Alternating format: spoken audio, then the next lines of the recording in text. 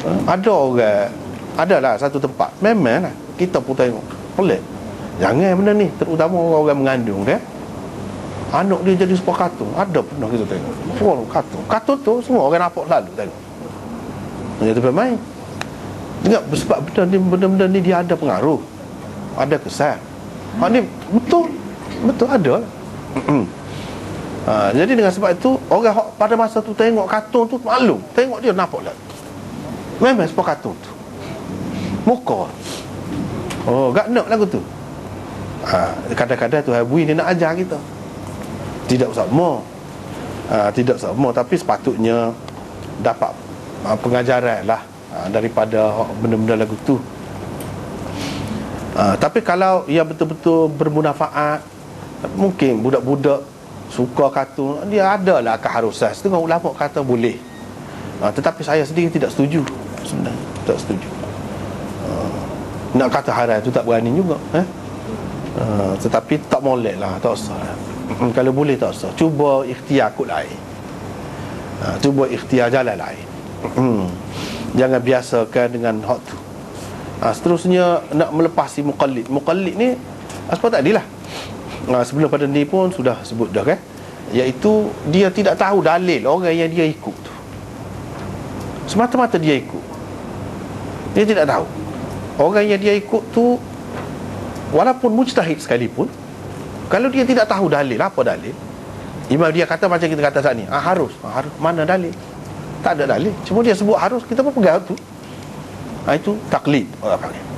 Tapi kalau kita tahu dalil, misalnya tadi Daud Zahiri kata wajib, mana dalil dia? Ni dalil dia. Itu tidak jadi taklid dah, tidak jadi muqallid dah, jadi muttabi' orang panggil. Itu ittiba'.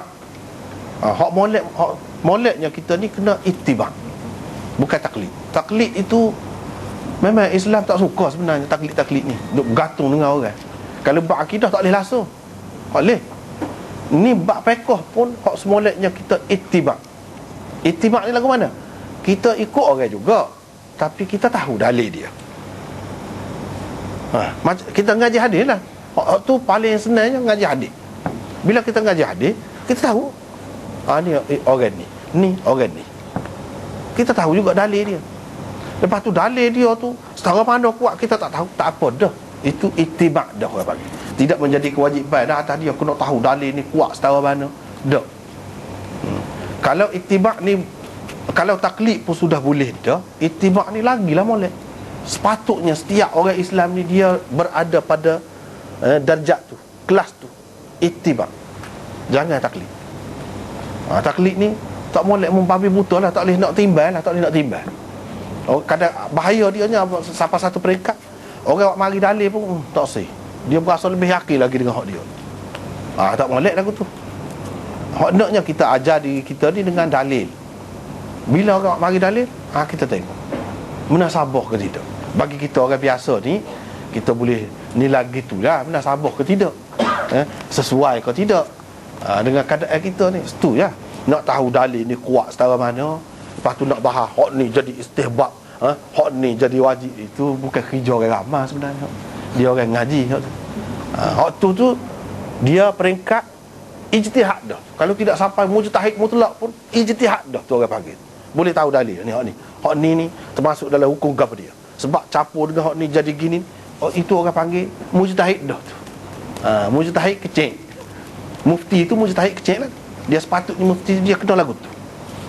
Kalau lagu tu pun tak boleh, tak layak tu sebenarnya. Dia kena tahu dalil. Dan dia kena boleh beza ni kuat, hak ni tidak kuat, hak ni setara mana, dia kena tahu. Mufti itu orang panggil mujtahid kecil. Tu sekurang-kurang tu baru orang panggil alim sungguh. Kalau tidak, tak. Kalau tidak gitu, tak. Kalau main tu adat resah kan? Itu boleh berlaku dah. Tapi hak sebenarnya tidak gitu. Hak sebenarnya dia orang yang ni setengah-setengah kita tengok tu lah, malas juga dah. Kadang-kadang orang ngaji pun sampai ke peringkat tinggi lah kita kata. Baca kitab pun tak kena lagi. Tak faham. Berat tu lagu tu. Ni sekurang-kurangnya kita baca, kita boleh faham. Ni pahal alat lain. Berat kalau lagu tu. Jadinya berat. Wallahu a'lam.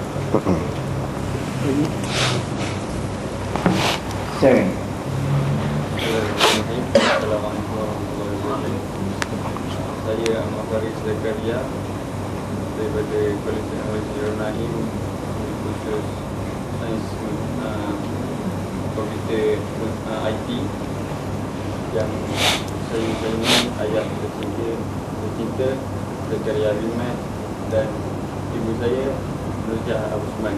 Soalan saya ada 3. Pertama sekali, Ustaz ada sebut tadi pasal ijma' ulama' dan ijtihad. Macam mana kalau kita ni tahu sikit-sikit, tapi kita nak contohnya hukum kita sentuh kan, itu kita ada ais mayang, jadi kita sentuh suami isteri kan, ada Imam Malik kata boleh kan, tak batal ais mayang kan. Macam mana kalau kita tahu sikit, kita ambil apa ni daripada ulama' tu kan. Soalan yang kedua, macam mana hukum sebenar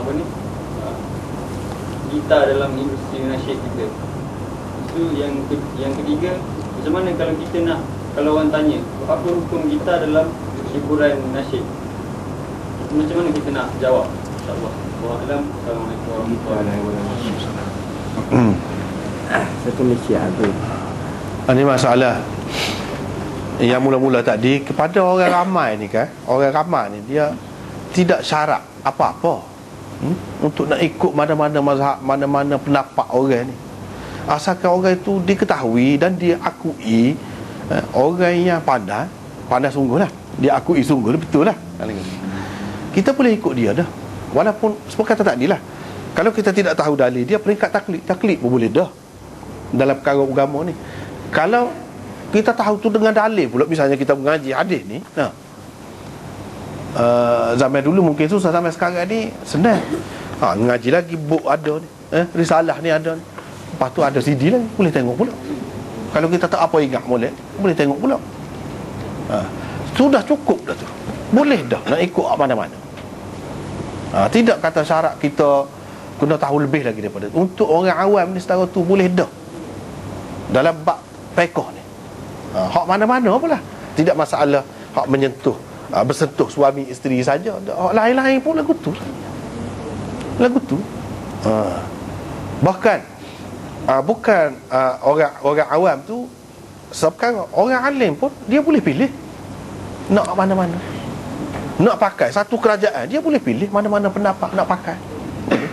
Tidak untuk individu saja, bahkan untuk masyarakat, untuk kerajaan pun dia boleh pilih mana-mana pendapat daripada mana-mana mazhab, selagi mazhab itu sah dan memang ada dalam kitab-kitab yang muktabar, memang boleh pakai. Kita tak tahu dalil, itu tak apa, sebab taklid pun boleh. Kalau ittiba lagilah boleh. Itulah ringkasan. Masalah muzik ni, alat muzik ni, itu pun masalah khilaf juga. Sebab gambar tu lah, sebab gambar ada yang kata tak boleh. Dia kata hak bolehnya kompang tu saja. Sebelah kompang tu lah orang kita. Sebab itulah daripada zaman itu pun duk pakai kompang tu masa orang menikah, masa sambut siapa-siapa mari kan. Sebab apa? Sebab tu boleh dikatakan terima daripada dulu lagi. Sekadar tu. Tetapi hak lain-lain tu dia ada khilaf lah. Ada yang mengatakan boleh, ada yang mengatakan tidak boleh. Tetapi nak ceritanya, benda ni pendapat Ibnu Hazm kan, rajin kita sebut Ibnu Hazm. Dulu kebanyakan ulama kata tak boleh alat-alat muzik banyak macam-macam ni. Tengoklah dalam mazhab mana.